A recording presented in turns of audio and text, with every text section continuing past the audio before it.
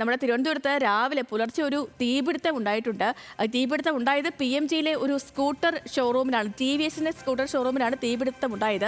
ഈ തീപിടുത്തം എന്ന് വെച്ചാൽ നമ്മൾ വിചാരിക്കുന്ന പോലെയുള്ള അത്യാവശ്യം വലിയ തീപിടുത്തമായിരുന്നു. കാരണം 10 ഫയർഫോഴ്സ് യൂണിറ്റ് സ്ഥലത്തെത്തിയാണ് ആ തീ നിയന്ത്രണ വിധേയമാക്കാൻ കഴിഞ്ഞത്. ലക്ഷങ്ങളുടെ നാശനഷ്ടമെന്നാണ് നിലവിലെ വിലയിരുത്തൽ. അപ്പോൾ എന്താണിപ്പോൾ അവിടുത്തെ സാഹചര്യം എന്നുള്ളത്? ഈ നഷ്ടക്കണക്കെടുപ്പൊക്കെ തുടങ്ങാൻ ഇനിയും ഒരുപാട് സമയമെടുക്കും. പക്ഷേ തീ ഒക്കെ പൂർണ്ണമായി നിയന്ത്രണ വിധേയമായോ? ഇപ്പോൾ എന്താണ് അവസ്ഥ? എങ്ങനെയായിരുന്നു ഈ തീപിടുത്തം ഉണ്ടായത്? എപ്പോഴായിരുന്നു തുടങ്ങിയ കാര്യങ്ങളൊക്കെ വളരെ വിശദമായി നമുക്ക് പറഞ്ഞു തരാൻ നമ്മുടെ ഹാൻസ് ജോൺ ഉണ്ട് തിരുവനന്തപുരത്ത് നിന്ന്. Hans, good morning. ഈ തീ ഇപ്പോൾ നിയന്ത്രണ വിധേയമായെന്ന് മനസ്സിലാക്കുന്നു. എങ്ങനെയായിരുന്നു തീപിടുത്തം ഉണ്ടായത്? ഇപ്പോൾ എന്താണ് ആ സ്ഥലത്തെ ഒരു സാഹചര്യം ഹാൻസ്? Sethulakshmi, good morning. എന്തായാലും നിലവിൽ തിരുവനന്തപുരം നഗരം രാവിലെ കേട്ടുണരുന്നത് ഒരു തീപിടുത്തത്തിൻ്റെ വാർത്തയാണ്. നിലവിൽ ഞാനിപ്പോൾ ഉള്ളത് PMGയിലെ ഈ ഇരുചക്ര വാഹനത്തിൻ്റെ ഷോറൂമിന് മുൻവശത്താണ്.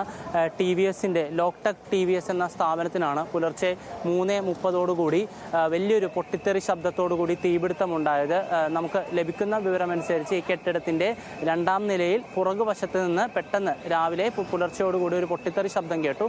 പിന്നീട് അവിടെ നിന്ന് തീ ഉയരുന്നതായി കണ്ടു എന്നാണ് ഇവിടുത്തെ വാച്ചർ അടക്കം നമ്മളോട് പ്രതികരിച്ചത്. പിന്നീട് 2ാം നിലയിൽ ഉണ്ടായ തീ മുകളിലേക്ക് പടരുകയായിരുന്നു. 2ാം നിലയിൽ സ്പെയർ പാർട്സ് കടയും അതിനോടൊപ്പം തന്നെ ഈ സ്ഥാപനത്തിനോട് ചേർന്ന്, ഈ ഷോറൂമിനോട് ചേർന്ന് തന്നെ ലോക്ടെക് സിസ്റ്റംസ് എന്നുള്ള ലാപ്ടോപ്പും കമ്പ്യൂട്ടറുകളും എല്ലാം വിൽപ്പന നടത്തുന്ന ഒരു സ്ഥാപനം കൂടി പ്രവർത്തിക്കുന്നുണ്ട്. ഈ ഒരു സ്ഥാപനത്തിൻ്റെ 2ാം നിലയിൽ നിന്നാണ് തീ ഉയരുകയും 3ാം നിലയിലേക്ക് ഈ തീ ആളിപ്പടരുകയും ചെയ്തു. അപ്പോൾ തന്നെ ഇവിടെ ഉണ്ടായിരുന്ന പട്ടത്തെ ലൂർദ് ഫെറോന പള്ളിയുടെ എതിർവശത്തു കൂടിയാണ് ഈ സ്ഥാപനം നിലനിൽക്കുന്നത്. ഇവിടെ ഉണ്ടായിരുന്ന സെക്യൂരിറ്റി ജീവനക്കാരനും നമ്മളുടെ ഈ TVSൻ്റെ സെക്യൂരിറ്റി ജീവനക്കാരനും ചേർന്ന് ഫയർഫോഴ്സിൽ വിവരമറിയിക്കുകയും പിന്നീട് 10ഓളം യൂണിറ്റുകൾ തിരുവനന്തപുരം, ചാക്ക, വിഴിഞ്ഞം, നെടുമങ്ങാട്, കഴക്കൂട്ടം ഈ പ്രദേശങ്ങളിൽ നിന്നെല്ലാം തന്നെ ഫയർഫോഴ്സ് യൂണിറ്റുകൾ ഇവിടെ എത്തുകയും പിന്നീട് രാവിലെ 7 മണിയോടുകൂടി തീ നിയന്ത്രണ വിധേയമാക്കുകയും ചെയ്യുകയായിരുന്നു.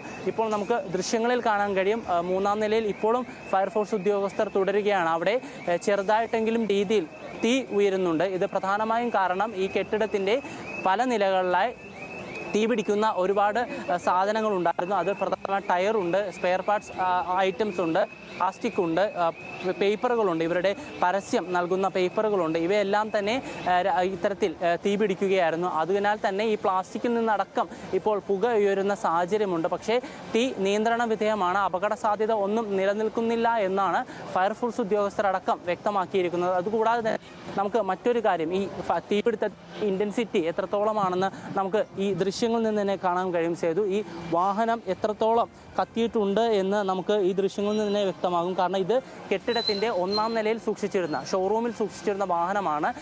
കസ്റ്റമേഴ്സിനും മറ്റും വന്നിരിക്കാനും അവരുടെ ബാക്കിയുള്ള പ്രോസസ്സുകളൊക്കെ ചെയ്യാൻ വേണ്ടിയിട്ടാണ് അവർ 1ാം നില ഉപയോഗപ്പെടുത്തിയിരുന്നത്. അവസ്ഥ നമുക്ക് മനസ്സിലാവുന്നതേ ഉള്ളൂ. അപ്പോൾ അങ്ങനെയാണെങ്കിൽ ഇതിപ്പോൾ നഷ്ടക്കണക്ക് വരുമ്പോൾ ഒരു വലിയ തുകയിലേക്ക് എത്തുമല്ലോ.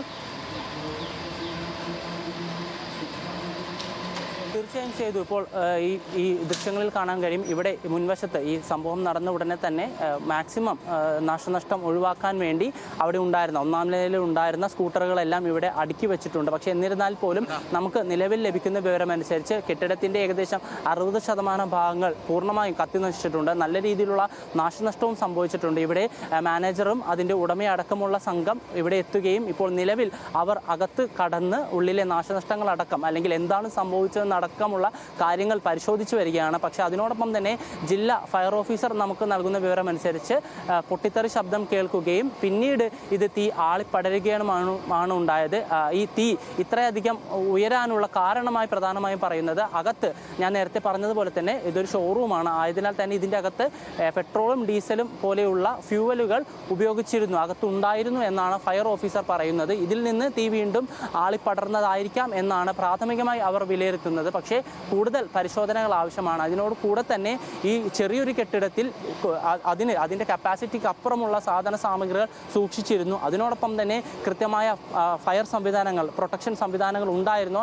അതിനോടൊപ്പം തന്നെ എമർജൻസി എക്സിറ്റുകൾ എവിടെയാണ് ഇവർ ഉപയോഗിച്ചിരുന്നത് അല്ലെങ്കിൽ രൂപപ്പെടുത്തിയിരുന്നത് എന്ന ചോദ്യങ്ങൾ ബാക്കിയാണ്. പക്ഷേ നമുക്ക് പ്രാഥമികമായി മനസ്സിലാക്കാൻ കഴിയുന്നത് കെട്ടിടത്തിൽ എക്സ്ട്രാ അഡീഷണൽ ഫിറ്റിംഗ്സ് ഉണ്ടായിരുന്നു എന്നാണ് നമുക്ക് മനസ്സിലാക്കാൻ കഴിയുന്നത്. സേതു, ശരി ശരി ഹാൻസ്. ഇപ്പോൾ തലസ്ഥാനത്തുണ്ടായ തീപിടുത്തം അത് വലിയ തീപിടുത്തം, നമുക്ക് ഈ ദൃശ്യങ്ങളിൽ തന്നെ അത് മനസ്സിലാക്കാവുന്നതേ ഉള്ളൂ. ഷോറൂം ഏറെക്കുറെ പൂർണ്ണമായിട്ടും കത്തി. അവിടുത്തെ ആ വാഹനങ്ങളുടെ തന്നെ കണ്ടാലും അറിയാം അത് പൂർണ്ണമായും കത്തി നശിച്ചിട്ടുണ്ട്. പക്ഷേ ഒരു ആശ്വാസം, ഈ പുലർച്ചെ സമയമായതുകൊണ്ട് മറ്റാരും അവിടെ ഉണ്ടായിരുന്നില്ല, വേറെ അപകടങ്ങളൊന്നും ഉണ്ടായില്ല എന്നുള്ളതാണ് ആശ്വാസകരമായ കാര്യം. തിരുവനന്തപുരം നഗരത്തിലാണ് ഈ PMGക്ക് സമീപമുള്ള ഒരു സ്കൂട്ടർ ഷോറൂമിൽ, TVSന്റെ സ്കൂട്ടർ ഷോറൂമിലാണ് ഈ വലിയ തീപിടുത്തം ഉണ്ടായത്.